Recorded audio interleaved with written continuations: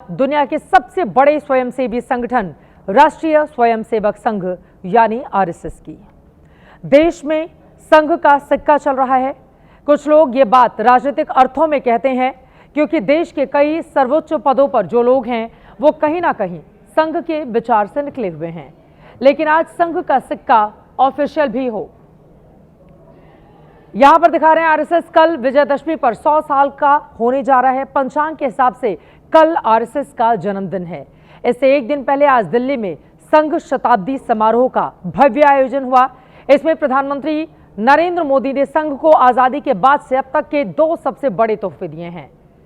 संघ और मोदी का रिश्ता दुनिया को पता है। जो आज प्रधानमंत्री हैं वो कभी संघ के प्रचारक थे और अपने स्वयंसेवक होने को वो गर्व से सबके सामने रखते भी हैं। संघ के 100 साल पूरे होने पर प्रधानमंत्री ने विशेष डाक टिकट और स्मृति सिक्के जारी किए। इस टिकट और सिक्के की विशेषता आपको बताएंगे, लेकिन पहले ये खास तस्वीरें देखिए। पहली तस्वीर उस विशेष डाक टिकट की है जो आरएसएस की 100वीं सालगिरह को समर्पित है, तो दूसरी तस्वीर उस 100 रुपए के सिक्के की है जो अपने आप में संघ के 100 साल के इतिहास और वर्तमान को समेटे हुए है।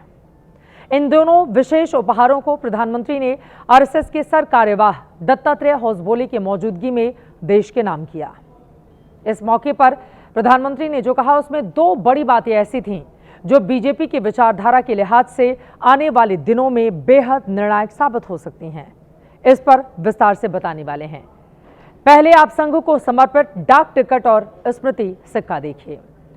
100 रुपए के सिक्के पर एक और राष्ट्रीय चिन्ह है तो दूसरी ओर सिंह यानी शेर के साथ वरद मुद्रा में भारत माता की भव्य तस्वीर और भारत माता के सामने उन्हें नमन करते स्वयं सेवक भी हैं। आजाद भारत के इतिहास में शायद ये पहली बार है जब सिक्के पर भारत माता की छवि उकेरी गई है और सिक्के के ऊपर संघ का बोध वाक्य भी है, राष्ट्राय स्वाहा इदम राष्ट्राय इदम नमः।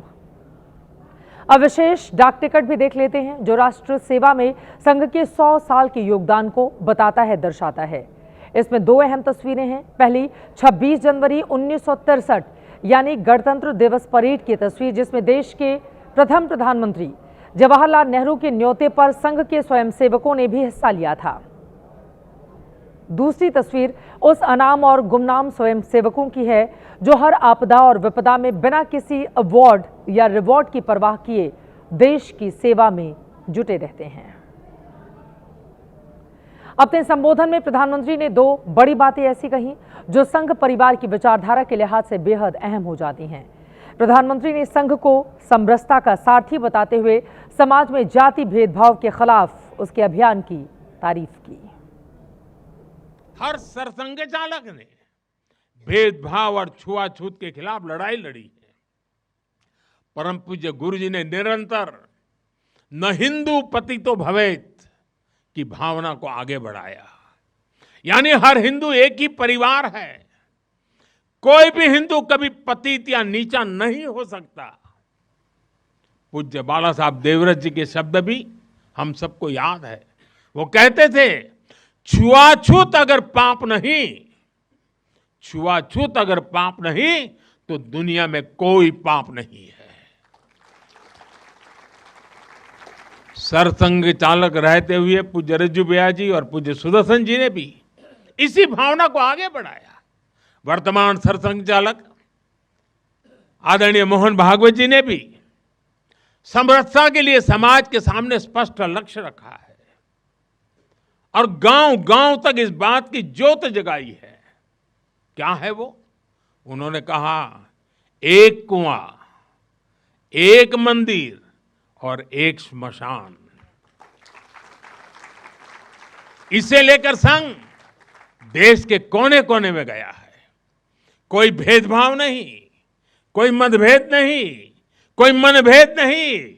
यही समरसता का आधार है, यही सर्वसमावेशी समाज का संकल्प है और संघ इसी को निरंतर नई शक्ति दे रहा है, नई ऊर्जा दे रहा है। इसके साथ ही प्रधानमंत्री ने समरसता यानी भेदभाव मुक्त समाज के सबसे बड़े दुश्मन से भी देश को आगाह किया। उन्होंने घुसपैठ और घुसपैठियों से डेमोग्राफी यानी कि आबादी के अनुपात में बदलाव को एक बहुत बड़ी साजिश करार दिया। सामाजिक समरसता को आज डेमोग्राफी में बदलाव के षड्यंत्र से, घुसपैठियों से भी बड़ी चुनौती मिल रही है। ये हमारी आंतरिक सुरक्षा और भविष्य की शांति से भी जुड़ा हुआ प्रश्न है और इसलिए मैंने लाल किले से डेमोग्राफी मिशन की घोषणा की है।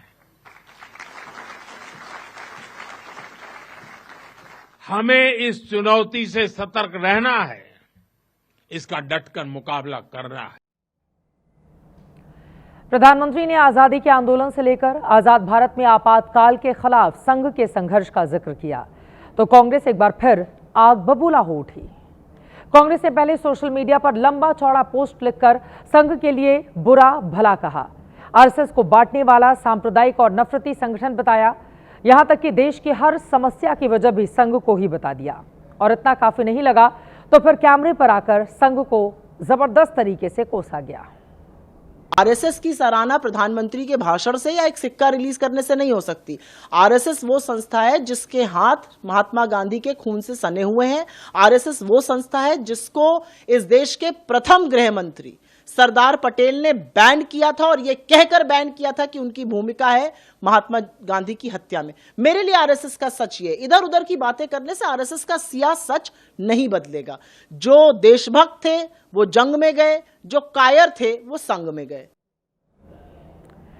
वैचारिक और राजनीतिक मतभेद कितना ही हो, लेकिन ये तथ्य तो कांग्रेस भी नहीं झुठला सकती कि संघ की राष्ट्र सेवा को देखते हुए ही 1963 में पंडित नेहरू ने उसे गणतंत्र दिवस की परेड का न्योता भेजा था। लेकिन आज उसी की तस्वीर जब सिक्के पर छापकर सामने रखी गई तो कांग्रेस पार्टी को यह बात बुरी लग गई। फिलहाल आरएसएस कल अपनी स्थापना के 100 वर्ष पूरे करने जा रहा है। 1925 में विजयादशमी के दिन ही संघ की नींव पड़ी थी। उस साल तारीख 27 सितंबर थी।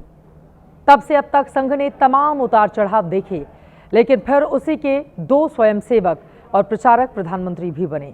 पहले अटल बिहारी वाजपेयी और अब नरेंद्र मोदी बीते 11 साल से देश के प्रधानमंत्री हैं। मोदी खुद कहते हैं आज वो जो भी हैं वो संघ की बदौलत हैं। वो स्वयं सेवक बने, प्रचारक बने, फिर संघ के रास्ते बीजेपी में संगठन महामंत्री बने, गुजरात के मुख्यमंत्री बने और 2014 से प्रधानमंत्री हैं। वो संघ से अपने रिश्ते को बड़े गर्व से हर मंच पर स्वीकार करते हैं, बयां करते हैं। इसी साल कम से कम 4 बड़े मौके ऐसे रहे जब प्रधानमंत्री नरेंद्र मोदी ने आरएसएस से गर्भनाल जैसे संबंध का सबूत दिया। 23 मार्च को वो प्रधानमंत्री रहते हुए पहली बार नागपुर में संघ मुख्यालय पहुंचे। फिर 15 अगस्त को लाल किले की प्राचीर से संघ की दिल खोलकर तारीफ की। अभी इसी रविवार को मन की बात में भी उन्होंने आरएसएस के 100 साल की गौरव गाथा सुनाई और आज दिल्ली में विशेष सिक्के और डाक टिकट के जरिए संघ के इतिहास में नया अध्याय जोड़ा।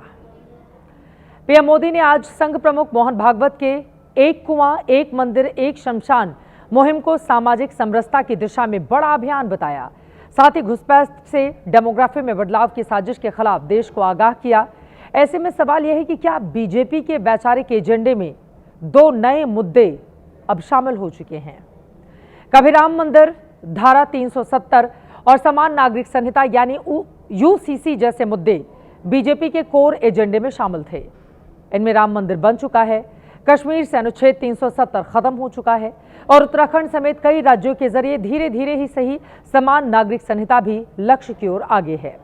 लेकिन आज प्रधानमंत्री के भाषण को सुनकर ऐसा लगा कि अब बीजेपी के 3 कोर एजेंडे में समान नागरिक संहिता के साथ ही साथ सामाजिक समरसता यानी जाति मुक्त समाज और घुसपैठ के खिलाफ डेमोग्राफी मिशन के जरिए हिंदू आबादी के अनुपात में गिरावट को रोकने जैसे मुद्दे परवान चढ़ सकते हैं।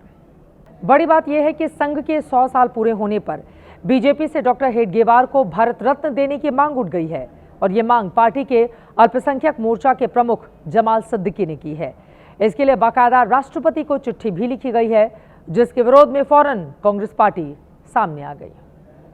जो संघ के संस्थापक हैं परम आदरणीय डॉक्टर हेडगेवार साहब, उनको नमन करने के लिए, उनको सच्ची श्रद्धांजलि देने के लिए अगर हम भारत सरकार की तरफ से देश भर के लोग मिलकर अगर भारत रत्न का पुरस्कार दिलाते हैं तो एक सच्ची आदरांजलि होगी।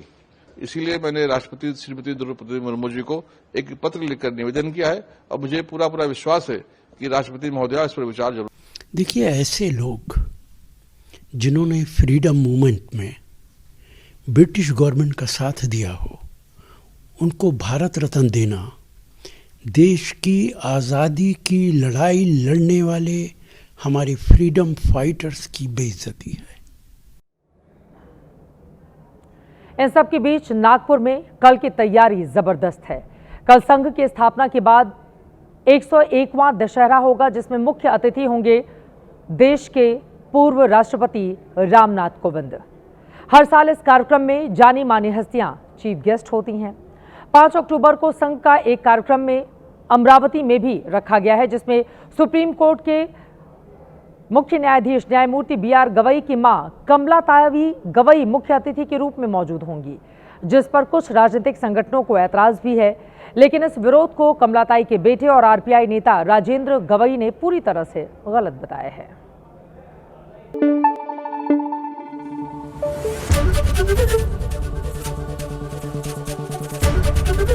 ABP न्यूज़ आपको रखे आगे।